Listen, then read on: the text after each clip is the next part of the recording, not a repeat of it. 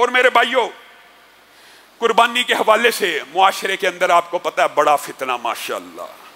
कुर्बानी जो मुस्तकिल इबादत है, इसके मुतबादल तलाश करने की कोशिश की जा रही है।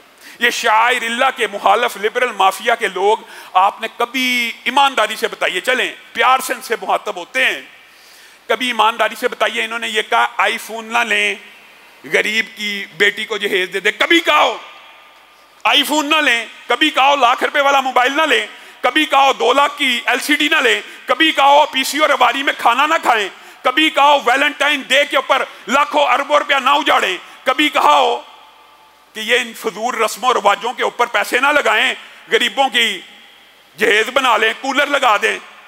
इन जो चीज असराफ के अंदर हकीकत में भी शामिल है, उससे ये नहीं रोकेंगे। आप कुर्बानी का जानवर लेने जाएंगे ना, आपको कहेंगे इससे बेहतर है कूलर लगवा दिया जाए, कूलर भी लगवाना चाहिए, इससे बेहतर है गरीब के सर पे दुपट्टा दे दिया जाए, इससे बेहतर है जहेज दे दिया जाए। ये कहाँ का फलसफा है? नबी करीम सल्लल्लाहु अलैहि वसल्लम ने इरशाद फरमाया, कुर्बानी के दिन यौमुन नहर को सबसे अफजल अमल नेकी का अगर कोई है तो अल्लाह की बारगाह में जानवर को कुर्बान करना है। फिर उस दिन इससे आगे कोई नेकी का अमल नहीं है। उस दिन जानवर की गर्दन पे छुरी को चलाना है, और एक खानदान के लिए एक जानवर किफायत करता है, और जो वुसअत रखता है वो हर एक की तरफ से करे। इसीलिए नबी करीम सल्लल्लाहु अलैहि वसल्लम ने कह दिया, जो इस्तिताअत रखते हुए कुर्बानी नहीं ना करता, फिर वो हमारी ईदगाह में भी ना आए, हमारी खुशियों में भी शरीक ना हो। हम ईद के दिन का आगाज करेंगे नमाज के साथ, और उसके बाद कुर्बानी करेंगे। मेरे भाइयों, ये सुन्नत भी है कि ईद पहले नमाज पढ़ी जाए, और अगर नमाज से पहले कोई बंदा कुर्बानी करता है तो उसकी कुर्बानी नहीं सदका होगा।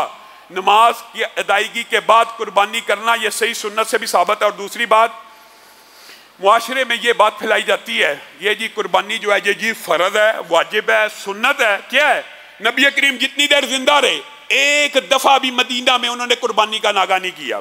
और अल्लाह ताला ने कुरान पाक में हुक्म दिया, फसल्लि लिरब्बिका वनहर, हुक्म है, इसलिए इस बहस में नहीं पढ़ना।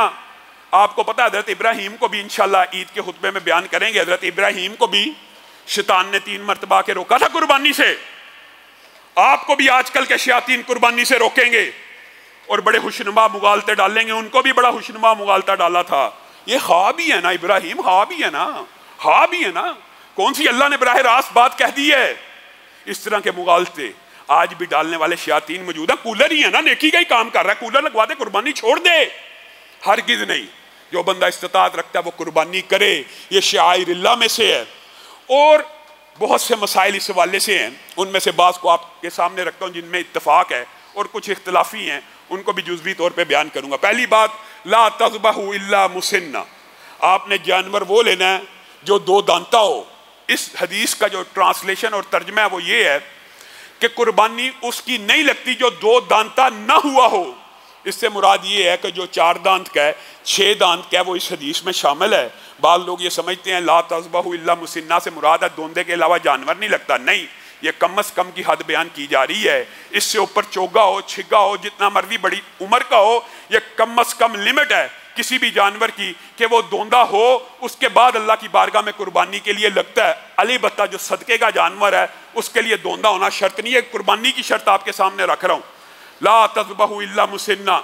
इससे मुराद ये आप 4 दांत वाला भी ले सकते हैं, 6 दांत वाला भी ले सकते हैं। फिर बाद लोग पूछते हैं फिर जी दोंदा अफजल है या चोगा अफजल है? जब नबी करीम सल्लल्लाहु अलैहि वसल्लम ने दोंदे की लिमिट तय कर दी, फिर उससे ऊपर चोगा, छिगा, दोंदा एक ही अजर व सवाब के मालिक हैं, एक जैसा अजर है। इस हवाले से जो हदीस का अगला टुकड़ा है उसमें बाद लोग इख्तिलाफ करते हैं। मेरे भाइयों, ला तज़बहू इल्ला मुसिन्ना इल्ला अन यासुरा अलैकुम, मगर अगर तुम्हारी जेब इजाज़त नहीं देती, अगर तुम्हारी जेब में पैसे नहीं है या मार्केट में जानवर नहीं है, तो तुम भेड़ का 1 साल का बकरा कुर्बान कर सकते हो। यहाँ पे इस हदीस की रोशनी में हमारे बाद बरे सगीर के मुसलमानों को अजीबो गरीब मुगालता लगा। वो खीरा दुम्बा, खीरा छतरा, खीरा भेड़ ले आते हैं, कितने का लिया जी? 50,000 का, 60,000 का, 70,000 का, जबकि 70,000 का, 60,000 का, 50,000 का दोंदा जानवर मार्केट में मौजूद होता है। अगर मार्केट में दोंदा जानवर उस कीमत में मौजूद हो, खीरे की कुर्बानी नहीं लग सकती। खीरे की कुर्बानी सिर्फ भेड़ के बच्चे की कुर्बानी 1 साल की तब लगेगी जब तुम्हारी जेब के अंदर 20,000 है और 20,000 का दोंदा बकरा नहीं मिल रहा। तुम 20,000 का छतरा ले आओ, अल्लाह ताला कुर्बानी के लिए कबूल कर लेगा।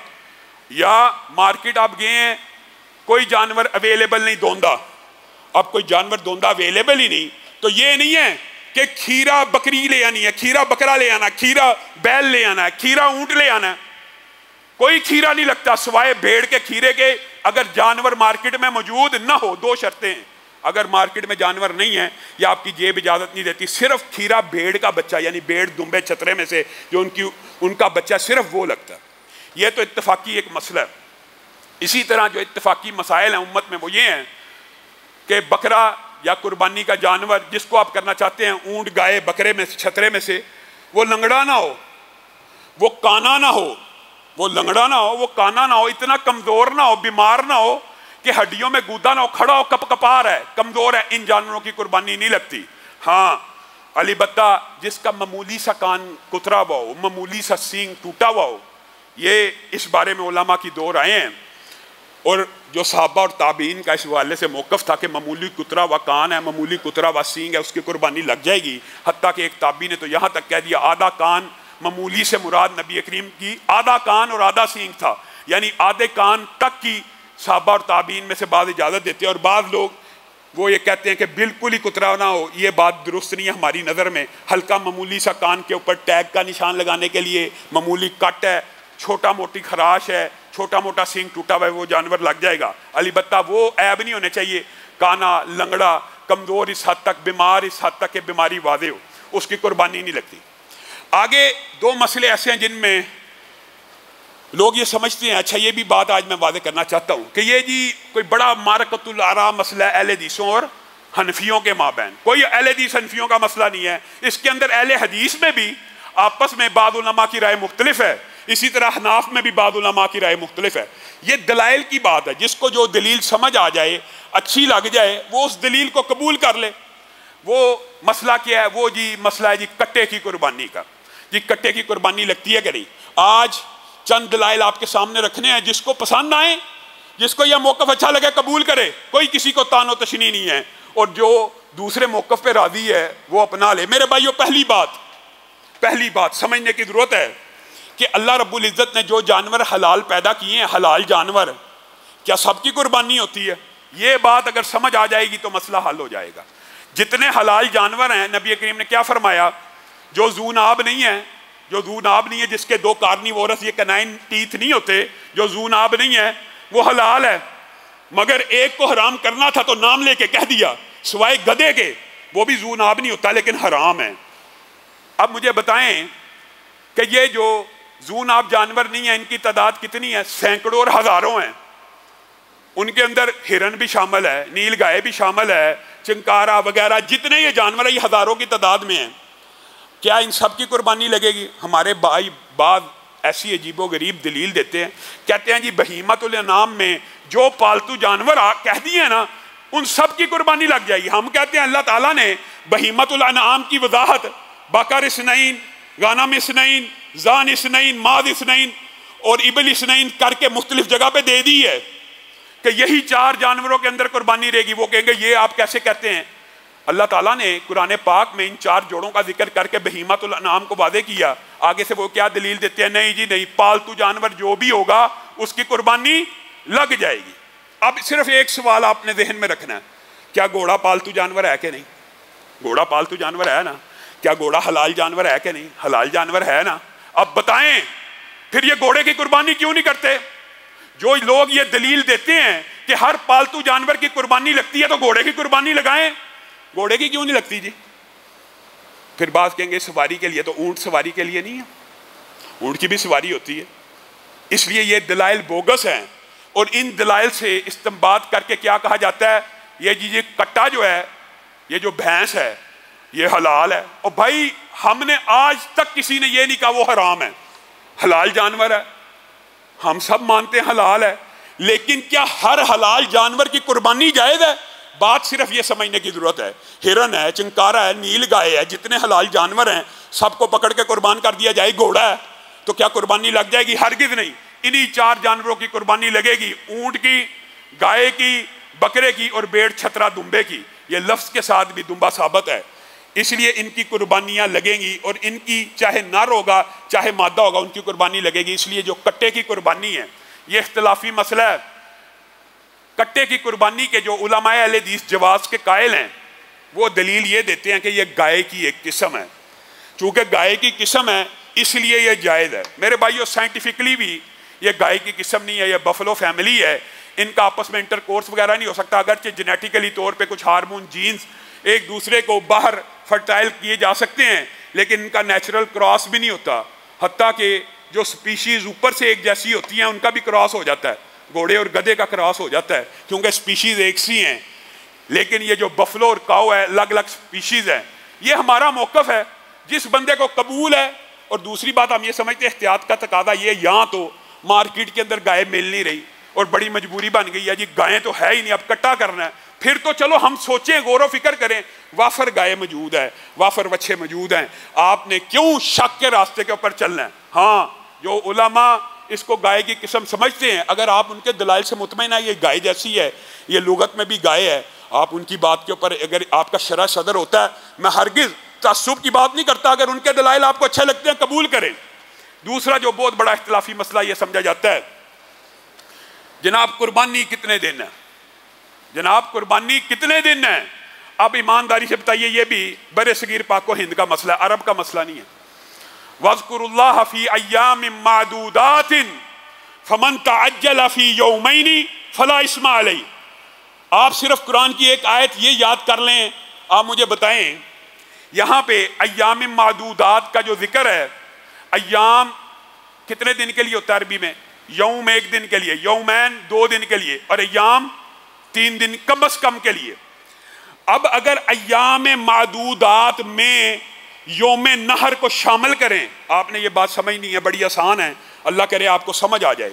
अगर अय्याम मादूदात यानी 3 कम अज कम दिनों में योम नहर कुर्बानी का दिन शामिल है, अगर शामिल है, फमन तअज्जल फी यौमैनि फला इस्मा अलैहि।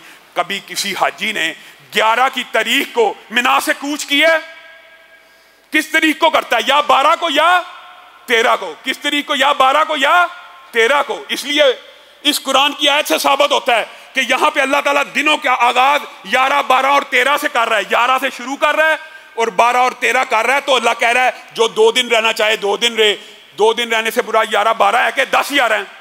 क्या आज तक किसी हाजी ने 10 और 11 को 2 गिन के कुरान की इस आयत के मुताबिक मिना से ट्रैवल किया है? नहीं करता है, जमाए उम्मत है।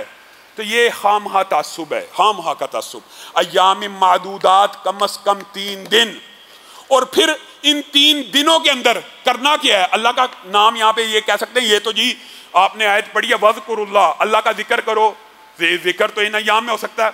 अल्लाह ताला ने दूसरी जगह पे वयज़्कुरुस्मल्लाहि कह के किसके ऊपर, फी अय्यामिन मालूमातिन अला मा रज़क़हुम मिन बहीमतिल अनआम, क्या के बाद वादे कर दी कि इन दिनों के अंदर जानवरों की गर्दनों के ऊपर अल्लाह का जिक्र करो।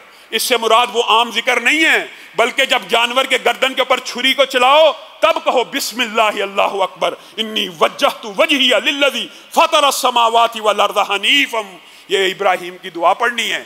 आपने जानवर को लिटाकर कुर्बानी इस तरह करनी है कि छुरी को पूरी अच्छी तरह हदीस के मुताबिक तेज करना है। जानवर को पहले नहीं दिखानी, उसको लिटाना है, उसके ऊपर पाँव को रखना है, और जानवर कोशिश करें अपने हाथ से कुर्बान किया करें। ये नहीं कसाई का करना जायज़ है, वकालतन जानवर को कुर्बान करना जायज़ है, लेकिन हमारी सहाबियात तो ऐसी थी जो जानवर को औरतें भी खुद ज़बह किया करती थी। औरत जानवर को खुद ज़बह कर सकती है अगर उसके अंदर छुरी चलाने की सकत मौजूद है। तो आपने भी ये दुआएं पढ़कर हज़रत इब्राहीम की दुआ याद करके जानवर के गले के ऊपर छुरी को चलाना है और अल्लाह का नाम लेना है। और उस दिन जानवर के गले पे छुरी को चलाने से ज्यादा बेहतर अमल अल्लाह रब्बुल इज़्ज़त के यहाँ कोई नहीं है। अल्लाह रब्बुल इज़्ज़त जो कहा गया, जो सुना गया, उसको समझने की तौफीक इनायत फरमाए।